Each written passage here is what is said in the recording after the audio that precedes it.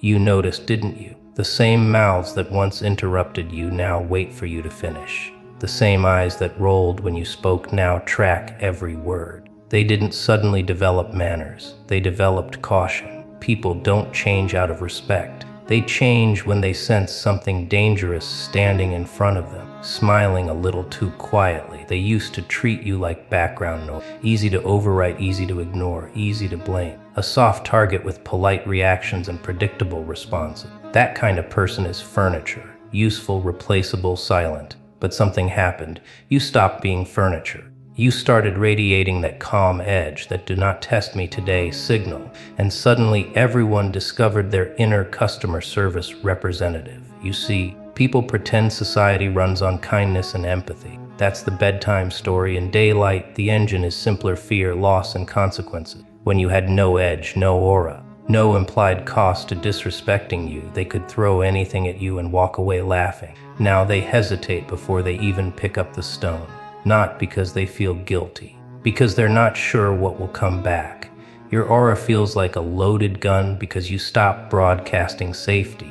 You're not blurting threats. You're not shouting. You're doing something far more unnerving. You're quiet. You respond slower. You observe more. You say less than you know. That silence presses on their nerves. They sense calculation where there used to be apology. That unsettles them. And unsettled people suddenly remember how to be nice. Humans are brave only around what they think is harmless. They'll insult the shy kid, mock the tired cashier, humiliate the employee who needs that job too badly. They perform cruelty on people they assume cannot hurt them back. Heroes of one-sided battles. But give that same target a sharper stare, a shorter answer, a refusal to bend, and watch how quickly the bullies rebrand themselves as misunderstood. You didn't become scary by shouting. You became scary by subtracting your eagerness. That's all it takes. You stopped explaining every mood, defending every boundary, justifying every choice. You stopped bleeding your thoughts out in front of them. They can't read you anymore. And what people can't read, they label as dangerous. When they can't predict your reaction, they assume the worst-case scenario. For once, that works in your favor. Notice how they suddenly ask if everything is okay in that careful tone, not because they care, but because they're scanning for risk.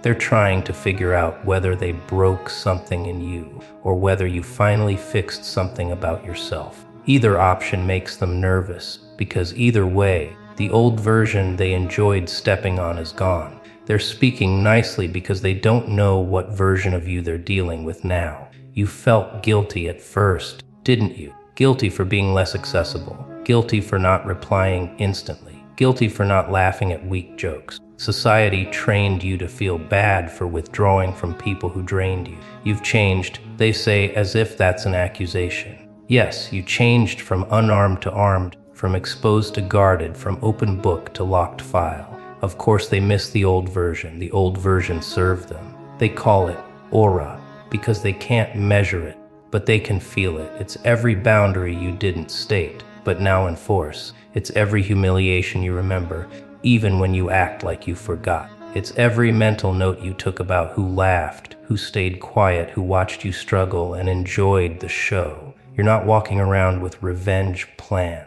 You're walking around with awareness. Awareness, in a world built on denial, looks lethal. They're treating you with respect now, but don't mistake it for morality. This is not an apology. This is risk management. People are kindest to those who could destroy them socially, professionally, or psychologically. A boss is suddenly polite when you become hard to replace. An ex becomes civil when they think you might expose their secrets. A friend becomes careful when they notice you don't share as much but somehow know more than you say.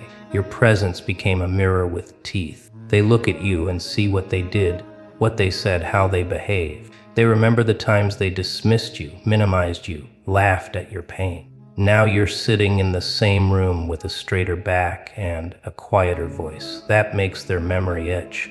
They're not afraid you'll hit them. They're afraid you'll reveal them. In this era, exposure hurts more than punches. Notice how the loudest ones around you have gone oddly soft. The ones who used to dominate the room now speak in smaller doses. They look at you before making certain jokes, measuring your reaction. That's not respect. That's tactical politeness. They're performing decency because they don't want to trigger whatever you've become. In their mind, you're a device with an unknown button they really don't want to press. They still gossip about you, of course, but the tone shifted. It used to be mocking. Now it's speculative. He's different lately. She doesn't talk much anymore. They're acting cold. They're poking their little theories around like lab rats, trying to find out if this new version of you is temporary or permanent. And underneath all that analysis is one quiet fear. What if it's permanent and we can't manipulate them like before? You didn't become powerful by becoming violent. You became powerful by becoming unpredictable in a controlled way. You didn't flip table. You stopped playing the game they designed. You no longer rush to reassure them when they look annoyed. You don't chase them when they pull back. You don't crumble when they threaten to leave. That makes you look dangerous, because dependency was the leash they had around your throat. People don't fear monsters. They fear losing control. The second they sense they don't control your feelings, your time, your reactions, they start adjusting their behavior. They put sugar on their words. They add politeness like a seatbelt. They package insults as concern. All of this effort just to keep you from walking away or snapping back. Your aura became a reminder that you're willing to leave the table, flip the script, or burn the bridge if necessary. You can tell who used you the most by how uncomfortable they are now. The ones with guilty consciences suddenly champion healthy communication. The ones who ignored your needs now talk like amateur psychologists about boundaries. They're not awakened. They're threatened. They watched you stop begging for empathy, and now they're trying to build fences around their own image. They need you to stay quiet about what you know. Look at how they rewrite the story. You didn't pull away because they mistreated you. No. According to them, you got distant. You became negative. You changed. The narrative is always designed to protect them from accountability. It's never, we broke something in that person. It's always, they're acting strange now. Your aura feels like a loaded gun to them because it carries the one thing they fear, an alternative version of the story where they are not the hero.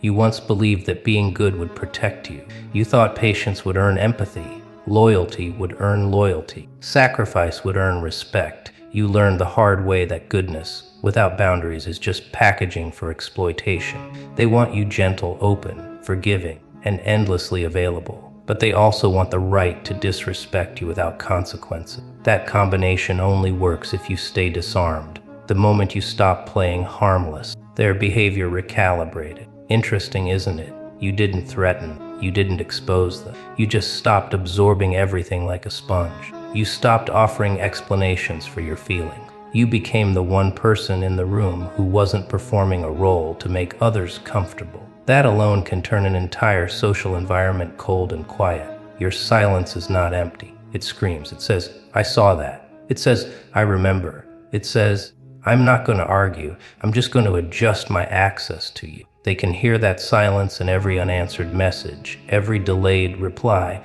every invitation you decline. You're not throwing tantrums. You're tightening filters. That's far more frightening to people who relied on your old habit of saving every broken interaction. Human relationships are negotiated through power, not honesty. Everyone pretends it's about communication, but look closely. Who gets to interrupt? Who gets to be late without consequence? Who gets forgiven fastest? Who gets the benefit of the doubt? Power, status, usefulness. When your aura shifted, your perceived power went up.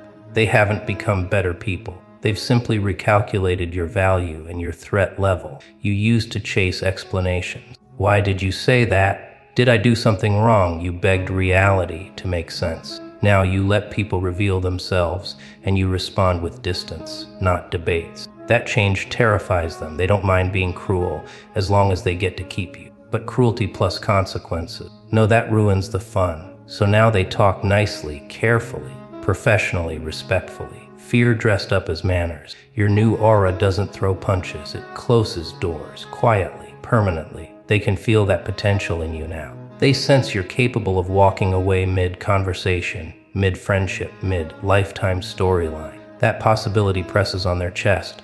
They feel it in their jokes falling flat, in your eyes not lighting up, in your tone staying steady while theirs stumbles. They know they don't own your reaction anymore. Look at how the social predators adjust. The ones who once tested your limits with little jabs now toss compliments in your direction. Slippery ones, backhanded ones, prodding. They're trying to see if they still have access to your insecurity. If you correct them calmly, if you don't react at all, their internal alarm goes off. The old buttons are broken. Without buttons, their favorite game disappears. That's when they either retreat or switch into flattering disguise. People respect what they fear and fear what they cannot predict. Your unpredictability isn't madness, it's independence. You no longer dance on cue. Some days you respond, some days you don't. Some comments get a reaction, some die in silence. They can't map the pattern, so they assume danger. It's comical, really. The same people who called you too sensitive are now watching their words like they're walking through a minefield. You didn't turn into a villain. You just stopped being their volunteer victim. But here's the fun part, they will absolutely paint you as the problem. A person who no longer accepts their treatment is always labeled toxic by those who benefited from the old version. That's their defense system. If they admit you're responding logically, they'd have to rethink who they are. They won't do that. Easier to call you unstable and adjust their tone. You can feel the tension when you walk into certain rooms now. Conversations dip, eyes shift, people straighten up without realizing it. That's your aura doing what the old you never did, demanding space without saying a word. It's not mystical.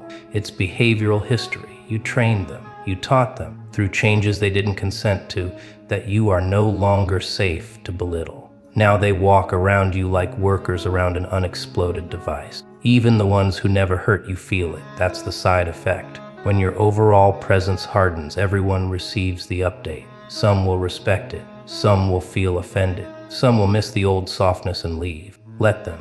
Your aura isn't a public park anymore. It's a guarded facility. Access requires something they rarely offered before: consistency, honesty, and proof that they're not just there for what you provide. The world tells a nice lie. If you're kind, the right people will notice. Correction: if you're kind, predators notice first. They smell compliance. They see the way you apologize for existing. They hear the way you soften your opinions. That's their favorite menu. When your aura changes from "please like me" to "you're an option, not oxygen," the menu closes. And the same people who feasted on your compliance suddenly adopt their politest tone. They're not afraid of you hurting them physically. They're afraid of you no longer needing them, needing their approval, their attention, their crumbs. Once they realize you can sit in silence, alone, unfazed, their leverage shrinks. And when leverage shrinks, respect increases. Not real respect, strategic respect, the kind you see when someone smiles at a security guard they once ignored after learning he knows the CEO personally. You became a risk they don't fully understand.